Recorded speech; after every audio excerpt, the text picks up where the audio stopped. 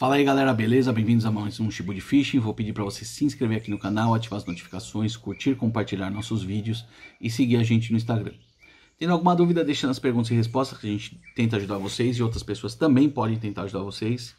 E querendo entrar no nosso grupo Telegram, o link está na descrição do vídeo. Se você puder, seja membro do canal, o valor é bem pequenininho e ajuda bastante a gente nessa luta diária de geração de conteúdo e um bate-papo sobre pesca diária, todo dia às 18 horas, beleza? Pessoal, hoje a gente vai falar sobre material de coroa e pinhão, né? Material de conjunto motriz. Vamos, pessoal, falar primeiramente e principalmente, porque isso também pode se aplicar ao pinhão, mas sobre a coroa, tá? Esse vem de um contato que eu recebi de uma pessoa de um grupo que eu participo, me chamou no privado, me passou um material, falou: Shibu, o que você acha disso? Né? Eu acho que isso pode ser uma tendência para o futuro e tudo mais, sobre um material que é o alumínio anodizado. Tá? E aí, com relação a ligas metálicas, eu não sou engenheiro de materiais nem de metais, mas eu tive já uma atuação profissional durante um bom tempo, utilizando-se de alguns tipos de metais e alguns tratamentos de metais na minha vida profissional. E hoje, na área que eu atuo, hoje eu estou totalmente distante dessa primeira experiência profissional longa que eu tive, mas que essa questão dos materiais ainda se aplicam. Hoje eu estou junto ao mundo da competição, né? Eu sou fotógrafo de competição de moto velocidade e supermoto.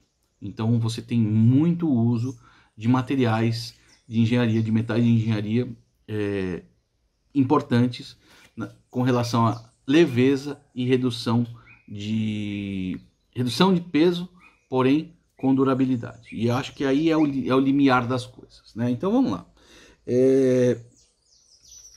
O que ele me passou, inclusive me passou um vídeo que mostra sobre o alumínio anodizado e a aplicação dos 3 tipos de anodização para peças interiores de câmbio de automóveis, tá? E aí o que acontece? Aí eu expliquei para ele, falei: olha, lembrando que a anodização basicamente é um tratamento superficial, né? Você vai imprimir ou uma cor, ou uma dureza, ou ambos, em uma parte X, né? Que ela pode ter alguns microns, pode ser um pouco mais fina, um pouco mais grossa, mas ela tem uma limitação de quanto ela vai alterar o metal base, ok? No caso a gente está falando de alumínio, tá? Então basicamente ela é uma proteção mais superficial. E aí se fala na nível 3 que ela pode endurecer muito, né, e dar uma durabilidade, etc, etc, etc. Enfim, o que eu tenho a comentar é que eu acho que assim, primeiro tudo gera custo, inclusive a anodização, e tudo vai estar influenciado como base no material base, né, no material de composição principal dessa peça, tá? Eu acho que, na minha modesta opinião, o que tem que ter desenvolvimento, e é o que vai ser a base de tudo isso, é o material, tá? É a liga metálica utilizada na base daquele componente, né? No material daquele componente. E aí você tem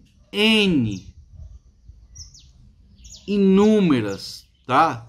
E talvez infinitas possibilidades, e hoje poderia falar aqui inúmeras opções de materiais que se oferece ao mercado, que se oferece às indústrias. E aí tudo vai ser questão de aplicação, custo, disponibilidade e custo final da peça, né? Para incorporar num conjunto que você tem que ter preço final para ter consumo. Eu tenho certeza que existem alumínios de engenharia extremamente desenvolvidos que aguentariam tranquilamente o uso, inclusive pesado, no conjunto motriz de uma carretilha. E digo mais, que eu acredito que exista e que com certeza não tem viabilidade econômica de escala comercial para você fazer inclusive opinião, tá? Por quê? Porque, pessoal, imagina que uma motocicleta, você tem disco de freio em alumínio ou em carbono, você tem coroa em alumínio, você tem aros em alumínio, né? Você tem peças de câmbio em alumínio, só que são alumínios de engenharia extremamente especializados e que vão ter um custo do material alto, e além disso você tem a questão da usinagem e aplicação desse material. Ou seja, você tem um material, olha, tem um alumínio top que vai conseguir fazer ali. Aí você vai usinar a coroa, né, do seu conjunto motriz. Aí na hora de usinar, o tempo de máquina já é outro. O desgaste eventualmente da máquina é outro. Com certeza o desgaste da ferramenta que vai fazer essa peça também é outro, porque o material já é muito resistente. Então você vai ter que ter passos menores na hora de você usinar, você vai ter que ter uma ferramenta com grau de dureza maior, provavelmente essa ferramenta vai se desgastar mais rápido, então tudo isso gera um custo final aumentado. O que é normalmente utilizado hoje em dia? Você tem um alumínio, não é alumínio cru, tá, pessoal? Às vezes as pessoas falam, é o alumínio cru. Dificilmente vai ser alumínio cru, tá? Vai ser sempre uma liga de alumínio, talvez um pouco mais soft, um pouquinho mais mole, tá? Por quê? Isso facilita o processo de usinagem. E aí o que você faz? Você imprime uma certa dureza superficial, tá? Através da anodização. Isso sim é o que existe hoje em dia, né? Lembrando que materiais extremamente duros normalmente se tornam quebradiços. Isso também não é legal, né? Então tem toda uma engenharia e uma aplicabilidade em conjunto, né, dos materiais que precisa ser estudado. Então, às vezes não é tão fácil como as pessoas acham, né? Ah, beleza, poxa, eu vou então um material que, por exemplo, ó lá, guidão, né? Guidão ou semiguidão, depende da moto, né? Que é aquela parte que a gente segura, de motos de competição. Vamos colocar como as motos de motocross, por exemplo. Eu já vi motos caírem e baterem o guidão e o guidão não quebrar e quebrar o suporte da mesa do guidão, ou seja, e guidão de alumínio. Então, assim, extremamente resistente ao impacto, extremamente resistente ao impacto, porém extremamente dura. Isso valeria a pena? Quanto custaria isso para fazer? Lembrando que um guidão é uma peça injetada, moldada, não é uma peça usinada. Esse material seria passível de usinar? Valeria a pena? Então tem um monte de fatores. E do mesmo jeito que eu falo sobre isso, existem, pessoal,